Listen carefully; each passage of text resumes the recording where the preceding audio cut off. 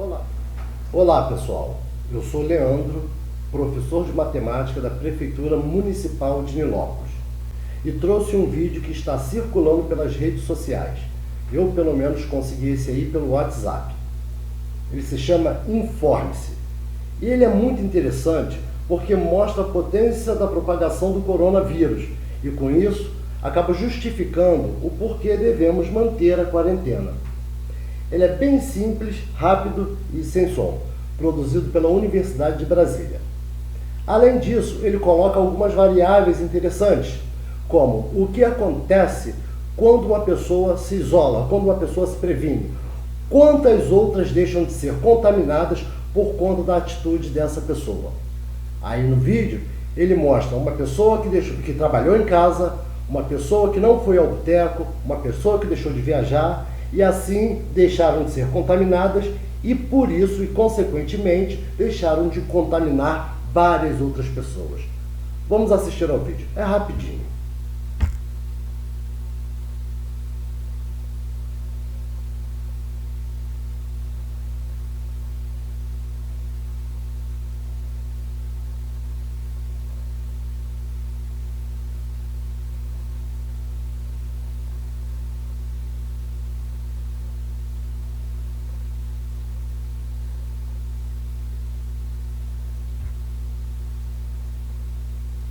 E aí, gostaram?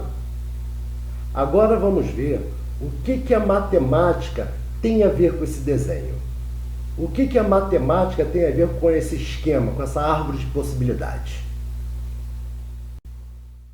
O vídeo começa assim, com apenas uma pessoa infectada e representada por esse pontinho vermelho. E cada pessoa tem um potencial para contaminar 3 pessoas, segundo média utilizada mundialmente. Então, essa pessoa vai contaminar outras 3 pessoas.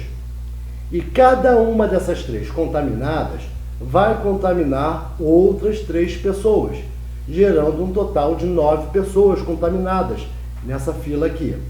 E cada uma dessas 9 pessoas vai contaminar outras 3 pessoas, e agora gerando um total de 27 pessoas infectadas.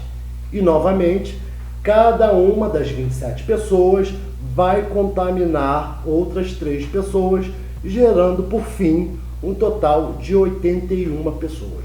Mas como é feito esse cálculo? O cálculo é feito da seguinte maneira. No primeiro momento, não tem cálculo nenhum, uma única pessoa contaminada. Na segunda coluna, temos 3 pessoas contaminadas, porque uma contaminou 3. E a partir dali, cada uma delas vai contaminar outras 3 pessoas. Ou seja, 3 mais 3 mais 3 pessoas. 3 mais 3 mais 3 pessoas. Ou seja, 3 vezes 3 pessoas, que dá o total de 9. Na coluna seguinte, nós temos que 9 pessoas contaminadas, cada uma delas contaminou 3. Então, temos 9 vezes 3 pessoas contaminadas, totalizando 27 pessoas. Como 9 é o resultado de 3 vezes 3, eu posso dizer que nessa coluna nós temos 3 vezes 3 vezes 3 pessoas infectadas, que dá um total de 27.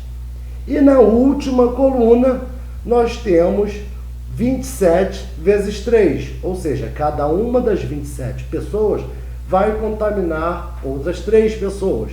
Então, temos 27 vezes 3, que dá um total de 81 pessoas contaminadas. Mas como 27 é o resultado de 3 vezes 3 vezes 3, como acabamos de ver, basta multiplicar por 3, o 27, que dá 81. E daí nós chegamos ao resultado, ao total do número de contaminados nessa última coluna. E isso é justificado pela matemática, pelo princípio fundamental da contagem. Esse princípio diz o seguinte: se uma determinada atividade pode ser realizada em 2 etapas, ou seja, de x e y maneiras distintas, diferentes, o total de possibilidades será dado pelo produto de x por y, ou seja, x vezes y. Vamos analisar o caso aí dos sanduíches. Aqui nós temos 3 tipos de sanduíche: um hambúrguer, uma salada aí no pão e um cachorro quente. E apenas 2 tipos de bebida. Eu tenho 3 sanduíches e 2 bebidas. Então o total de combinação que eu posso fazer com o sanduíche e a bebida vai totalizar 6 lanches. 6 lanches diferentes. Outra forma de representar o cálculo é a potência. Se você não lembra, vamos ver agora. Potência é o resultado de uma multiplicação de um número por ele mesmo quantas vezes mandar o expoente. Aqui nesse caso eu tenho 3 que nós chamamos de base, o 2 de expoente e o 9 é o resultado, é o que nós chamamos mesmo de potência. Então aqui eu vou multiplicar a base por ela mesma quantas vezes mandar o expoente, que aqui no caso é 2.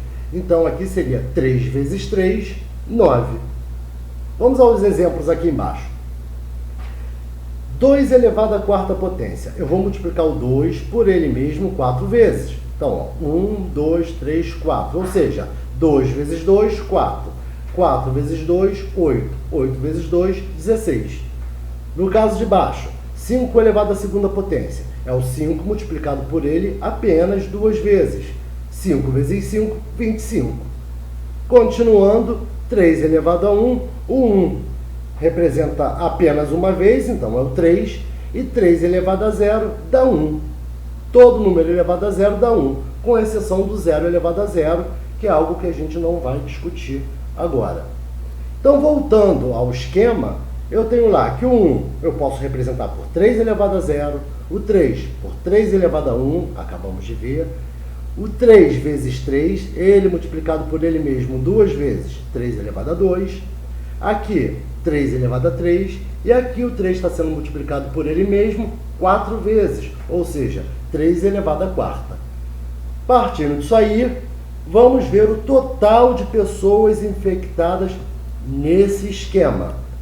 O total vai ser dado pela soma de cada caso, de cada coluna, o total de cada coluna.